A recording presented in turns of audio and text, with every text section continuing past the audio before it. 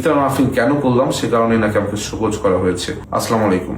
কিছুক্ষণ আগে প্রায় 11:40-এর দিকে আমি ছাত্রদল কেন্দ্রীয় সংসদের দপ্তর সম্পাদক জাহাঙ্গীর আলম ভাইয়ের ভেরিফাইড কৃত ফেসবুক পেজে একটি শোকজ পত্র দেখলাম, সেখানে আমার নাম উল্লেখ করে আমাকে শোকজ করা হয়েছে।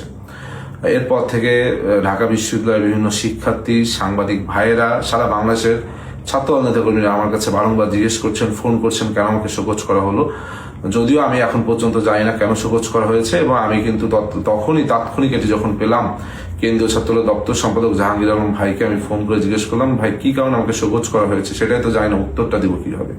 উনি আমাকে বললেন উনিও জানেন না, কেন্দ্রীয় ছাত্রদলের সেক্রেটারি বলেছেন, প্রেসিডেন্ট বলেছেন, এই জন্যই উনি করেছেন।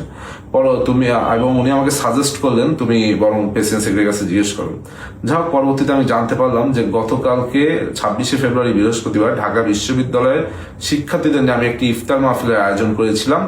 কোরআন তিলাওয়াত প্রতিযোগিতা ছিল, তার পরবর্তীতে আমি শিক্ষার্থীদের সাথে একটি ইফতার মাহফিল করেছি। সেই ইফতার মাহফিল কেন করলাম সে কারণে নাকি আমাকে শোকজ করা হয়েছে। আমি আসলে ব্যক্তিগতভাবে আমি গতকালকে আয়োজনটি এজন্যই করেছিলাম, যেহেতু এই দল বাংলাদেশ জাতীয়তাবাদী ছাত্র, আমার প্রাণের ছাত্র সংগঠন, এই সংগঠন বিগত দিনের ডাকসুতে আমাকে জিএস পদে মনোনয়ন করেছিল, এবং শিক্ষার্থীদের ভোটে আমি প্রায় 5,500 ভোট পেয়েছিলাম। তাই আমি মনে করেছিলাম যে এই রোজা উপলক্ষে শিক্ষার্থীদের প্রতি আমার কিছু দায়বদ্ধতা রয়েছে। সেখান থেকে আমি শিক্ষার্থীদের সকলকে নিয়ে একসাথে একদিন ইফতারের আয়োজন করব, সেই চিন্তা ভাবনা থেকে কিন্তু আমার ইফতারের আয়োজন করা, এবং সেই ইফতার প্রায় 1000 শিক্ষার্থী অংশগ্রহণ করেছিলেন। আমি জানি না যে আমি কোনো বড় ধরনের অন্যায় করেছি কিনা, যে অন্যায় কারণে শোকজ পত্রটা শুধু ফেসবুকে আপলোড দেওয়া হলো, এখন পর্যন্ত আমাকে ব্যক্তিগতভাবে জানানো হলো না, বা অবহিত করাও হলো না, বা পাঠানো হয়নি। আমি যদি আমার কাজের কারণে ছাত্র দলের কোনো ক্ষতি করে থাকি, তবে আমি ছাত্র দলের বর্তমান যে প্রেসিডেন্ট সেক্রেটারি, তাদের কাছে ক্ষমা সুন্দর দৃষ্টিতে তাদেরকে দেখতে বলছি।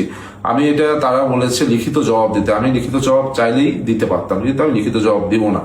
আমি দিব না একটি কারণে, সেটি হলো আমাকে ব্যক্তিগতভাবে এখন পর্যন্ত কোনো শোকজ পত্র আমাকে কিন্তু পার্সোনালি পাঠানো হয়নি। আমি নিশ্চয়ই এমন কোনো বড় অন্যায় করিনি যে আমাকে পার্সোনালি পাঠানো যাবে না। ডিরেক্ট ফেসবুকে সামাজিক যোগাযোগ মাধ্যমে এই ধরনের একটি শোকজ পত্র দিয়ে সারা বাংলাদেশের মানুষ এখন আমাকে ফোন করছে, সারা বাংলাদেশের মানুষ এখন জানতে চাচ্ছে কি এমন অন্যায় করেছি। সুতরাং আমি আজকে আর কিছুই বলবো না। আমি কেন আমাকে শোকজ করা হয়েছে এই বিষয়টি জানালাম সকলকে, এবং আমি যদি এই কাজের কারণে, যদি আমার ঢাকা বিশ্ববিদ্যালয়ের শিক্ষার্থীরা, সব থেকে বড় কথা ছাত্রদলের সকল পর্যায়ের নেতাকর্মীরা যদি মনে করে আমি অন্যায়, তাহলে অন্যায় মাথা পেতে নিচ্ছি, এবং এই অন্যায়ের জন্য আমি ক্ষমা প্রার্থনা করছি। আর আপনারা যদি মনে করেন আমার সাথে অন্যায় হয়েছে, এটিও আমি আপনাদের কাছে ভাত দিচ্ছি। আমি সবসময় মনে করি ব্যক্তির থেকে দল বড়, দল থেকে দেশ বড়। সবাইকে